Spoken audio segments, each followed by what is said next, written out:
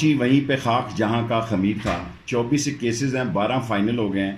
یہ کوئی صحافیوں کی آزادی کے لیے قانون کے لیے لائرز کے لیے کوئی جد و جہد کے لیے نہیں نکلے. یہ منی لانڈرنگ میں اپنی ضمانت کے منسوخ ہونے پر سیخ و پا ہیں.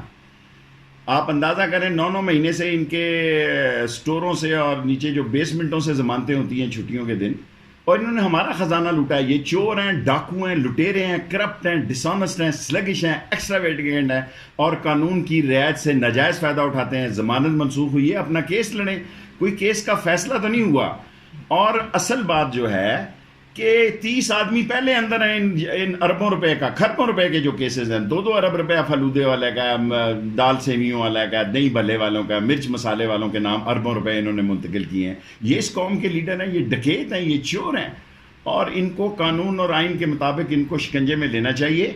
اور میں سمجھتا ہوں جیسے جیسے قانون طاقتور ہوگا, جیسے جیسے انصاف عام ہوگا, لوگوں میں خوف پیدا ہوگا, لوگ کرپشن نہیں کریں گے. اگر یہ کرپشن زدہ لوگ, کرپٹ جو ہیں, اس طرح گندے اور پراگنڈا لوگ جو ہیں اس طرح چھائے رہے اور اپنے آپ کو ایک چوری اور دوسری سینہ زوری کرتے رہے, پھر اس ملک کے نظام کو خطرہ لاحق ہو جائے گا.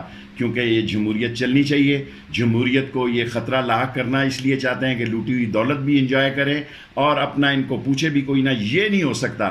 پاکستان جس امتحان سے گزر رہا ہے, اس میں جس نے ملک کا خزانہ لوٹا ہے اس کو قانون کے تحت سزا ملنی چاہیے. سیشن آرڈر پر تبصرہ کرنا مناسب نہیں ہے, یہ اسپیکر کا اختیار ہے, وہ کیا فیصلہ کرتے ہیں یہ اسپیکر صاحب پہ چھوڑتا ہوں. میرا یہ ہے کہ اگر مجھے تقریر نہ کرنے دی گئی تو پھر بلاول بھی تقریر نہیں کر سکے گا. پھر میں یہ نہ ہو کہ تاریخ لکھی جائے کہ ایک شخص نے ان کا سارا کچا چٹھا ان کا پوسٹ مارٹم کر دیا قومی اسمبلی میں. یہ چور جو ہیں وہ چوکیدار بننے کی کوشش کر رہے ہیں. میں قومی اسمبلی میں ثابت کروں گا یہ چور, ڈاکو اور لٹیرے ہیں. قانون کو انہیں معاف نہیں کرنا چاہیے.